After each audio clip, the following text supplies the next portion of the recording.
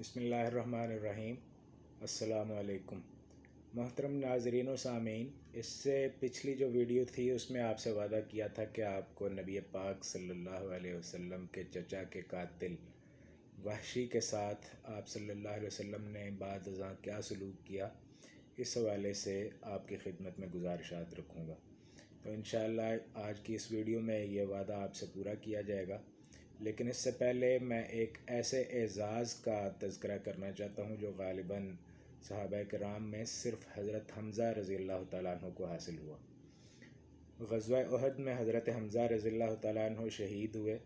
تو غزوہ احد کے جتنے بھی شہداء تھے آپ صلی اللہ علیہ وسلم نے ان کا جنازہ وہیں میدان احد میں ادا فرمایا۔ سب سے پہلے حضرت حمزہ رضی اللہ تعالیٰ عنہ کی میت آپ صلی اللہ علیہ وسلم کے سامنے لا کر رکھی گئی اور آپ صلی اللہ علیہ وسلم نے ان کا جنازہ ادا فرمایا۔ اس کے بعد پھر اسی میت کے ساتھ دوسرے جو شہید تھے ان کی میت بھی لا کر رکھی گئی اور ان کا بھی نماز جنازہ اسی طرح سے ادا کیا، گویا کہ اب یہ حضرت حمزہ کا 2 مرتبہ نماز جنازہ ادا ہو گیا۔ تو اس طرح سے 70 شہداء جو تھے میدان احد کے، باری باری ان سب کی میتیں لا کر سامنے رکھی گئیں اور باری باری سب کا جنازہ ادا کیا گیا،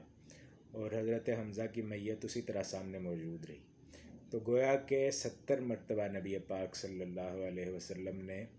اپنے عزیز چچا حضرت حمزہ بن عبد المطلب رضی اللہ تعالیٰ عنہ کا نماز جنازہ ادا فرمایا۔ یہ وہ اعزاز ہے جو غالباً کسی بھی اور صحابی کو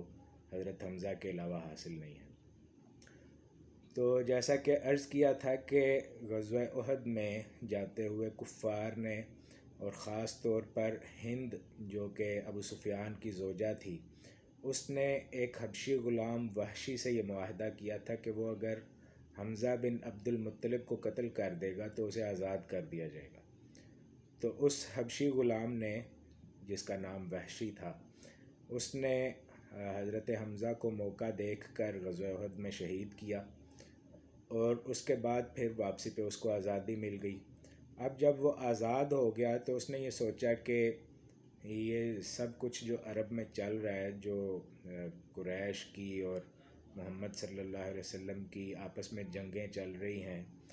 اور یہ سارا معاملہ جو قریش جو ہیں یہ بہت بڑا خزانہ لے کر بھی اپنے کسی غلام کو اس طرح کا جو ہوتا ہے اس کو آزاد نہیں کرتے، مجھے جو بغیر کچھ لیے دیے انہوں نے چھوڑ دیا، تو آخر یہ چل کیا رہا ہے۔ تو یہ جب اس نے سوچ بچار شروع کی تو آہستہ آہستہ اسلام کے حوالے سے بھی اس نے ظاہر ہے کہ دیکھا کہ اسلام کی کیا تعلیم ہے، کس وجہ سے یہ لوگ جو ہیں یہاں سے ان کو نکالا گیا ہے، اور کس دین پر عمل کرنے کی وجہ سے ان کی زندگیوں میں انقلاب آیا ہے۔ تو اسلام کی حقانیت اس کے سامنے جب کھلی تو اسے اپنی غلطی کا بھی احساس ہوا، ندامت اور شرمندگی بھی محسوس ہوئی، اور اس نے یہ سوچا کہ میں نبی پاک صلی اللہ علیہ وسلم کی خدمت میں حاضر ہو کر معافی بھی مانگوں اور اسلام کو بھی قبول کروں۔ تو لیکن ساتھ پھر اس نے یہ سوچا کہ جتنا بڑا جرم مجھ سے ہوا ہے، میں نے اللہ کے نبی کے چچا کو شہید کیا ہے، تو میرے اس جرم کی تو کوئی معافی نہیں ہو سکتی، کوئی اتلافی نہیں ہو سکتی۔ یہ سوچ کر وہ مایوس ہو گیا۔ تو اسی مایوسی کے اندر اس نے کہیں سے یہ آیت سنی سورۃ الزمر کی، قُلْ يَا عِبَادِيَ الَّذِينَ أَسْرَفُوا عَلَىٰ أَنفُسِهِمْ لَا تَقْنَطُوا مِن رَحْمَةِ اللَّهِ إِنَّ اللَّهَ يَغْفِرُ الذُّنُوبَ جَمِيعًا، کہ اے نبی صلی اللہ علیہ وسلم آپ کہہ دیں کہ اے میرے بندو جنہوں نے اپنی جانوں پر ظلم کیا ہے، اللہ کی رحمت سے مایوس نہ ہو جاؤ، بے شک اللہ تمام گناہوں کو معاف کر دے گا۔ تو یہ آیت جب اس نے سنی تو گویا خوشی سے اچھل پڑا۔ اس نے یہ سمجھا کہ یہ آیت تو گویا کہ نازل ہی میرے لیے ہوئی ہے، اور مجھ سے بڑا ظالم اور مجھ سے بڑا گناہ گار کون ہو سکتا ہے۔ تو بس یہ آیت سنی اور مکہ سے چل پڑا، مدینہ گیا، نبی پاک صلی اللہ علیہ وسلم کی خدمت میں حاضر ہوا۔ تو آپ صلی اللہ علیہ وسلم نے مسجد نبوی میں موجود تھے، آپ نے اسے دیکھا تو دیکھتے ہی سمجھ گئے کہ یہ وہ شخص ہے وحشی۔ آپ صلی اللہ علیہ وسلم نے پوچھا کہ تم وحشی ہو؟ تو اس نے عرض کیا جی حضور میں وحشی ہوں۔ تو نبی پاک صلی اللہ علیہ وسلم نے پھر پوچھا کہ تم ہی نے حمزہ کو قتل کیا تھا؟ تو اس نے کہا جی حضور یہ غلطی میرے سے ہی سرزد ہوئی تھی۔ آپ صلی اللہ علیہ وسلم نے پوچھا کہ بتاؤ کیوں آئے ہو، کیا کام ہے؟ تو اس نے عرض کیا کہ یا رسول اللہ صلی اللہ علیہ وسلم، اسلام قبول کرنے کے لیے اور اپنے جرم کی معافی مانگنے کے لیے حاضر ہوں۔ تو نبی پاک صلی اللہ علیہ وسلم نے اسے فرمایا کہ ٹھیک ہے، اللہ اور اس کے رسول صلی اللہ علیہ وسلم کو تمہارا اسلام قبول ہے۔ اور ساتھ ہی پھر آپ صلی اللہ علیہ وسلم نے اس سے یہ ارشاد فرمایا کہ لیکن تم میری زندگی میں مدینہ میں رہائش اختیار مت کرنا، کیونکہ اگر تم میرے سامنے آؤ گے تو مجھے حضرت حمزہ رضی اللہ تعالیٰ عنہ کی شہادت کا وہ سارا واقعہ، سارا سین جو ہے وہ پھر سے یاد آئے گا۔ تو غزوہ احد میں جب نبی پاک صلی اللہ علیہ وسلم نے اپنے چچا کی جو میت، جو ان کی لاش، مسخ شدہ لاش دیکھی تھی، تو انہوں نے یہ قسم اٹھائی تھی کہ میں ان کے بدلے میں 70 کافروں کی لاشوں کا مسئلہ کروں گا۔ بعد میں اللہ تعالیٰ نے اس کی ممانعت فرما دی، تو آپ صلی اللہ علیہ وسلم نے اس قسم کا کفارہ ادا کر کے اس پر عمل نہیں کیا۔ لیکن آپ یہ دیکھیے کہ اس وقت آپ صلی اللہ علیہ وسلم کے کیا جذبات تھے، لیکن اللہ کے حکم کی وجہ سے بھی اور خود اپنی رحم دلی کی وجہ سے، جس وجہ سے آپ صلی اللہ علیہ وسلم رحمۃ للعالمین تھے، کیسا عظیم اور شاندار سلوک آپ صلی اللہ علیہ وسلم نے اپنے چچا کے قاتل کے ساتھ کیا کہ نہ صرف ان کے اسلام کو قبول کیا بلکہ ان کو معافی بھی دے دی۔ تو یہ وحشی جو تھا اب حضرت وحشی رضی اللہ تعالیٰ عنہ ہو چکے تھے۔ تو محبت کا جو مطالبہ تھا وہ تو یہی تھا کہ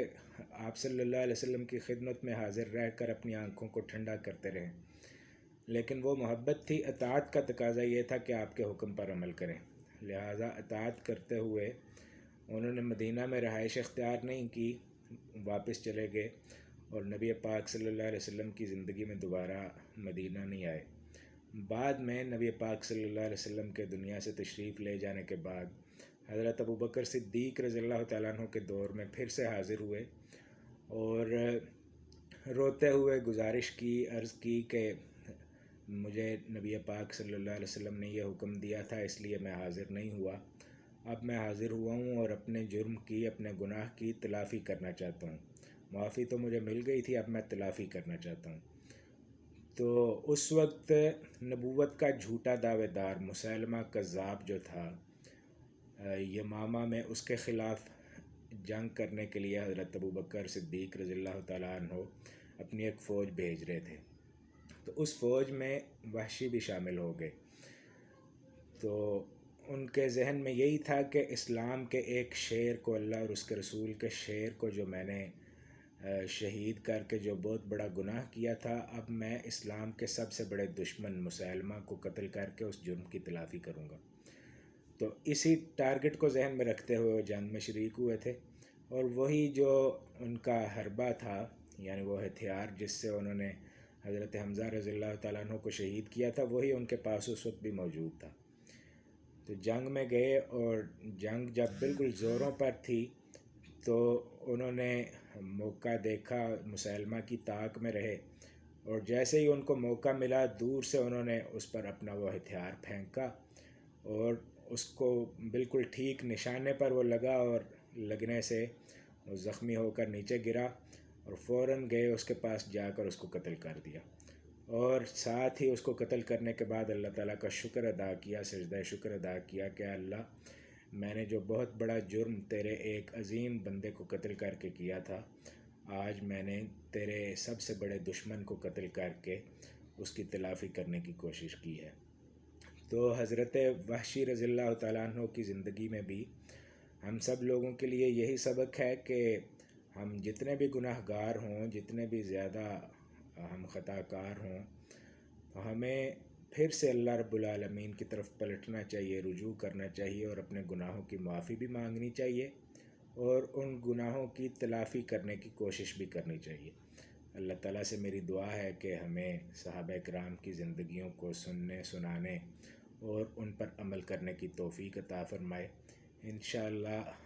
جلد ہی ہم نبی پاک صلی اللہ علیہ وسلم کی پوری سیرت کو انشاءاللہ سلسلہ وار بیان کرنے کی کوشش کریں گے۔ تو اللہ تعالیٰ سے دعا ہے کہ ہم سب کو آپ صلی اللہ علیہ وسلم کی سیرت کو صحیح معنوں میں پڑھنے کی اور اس پر عمل کرنے کی توفیق عطا فرمائے۔ وآخر دعوانا الحمدللہ رب العالمین۔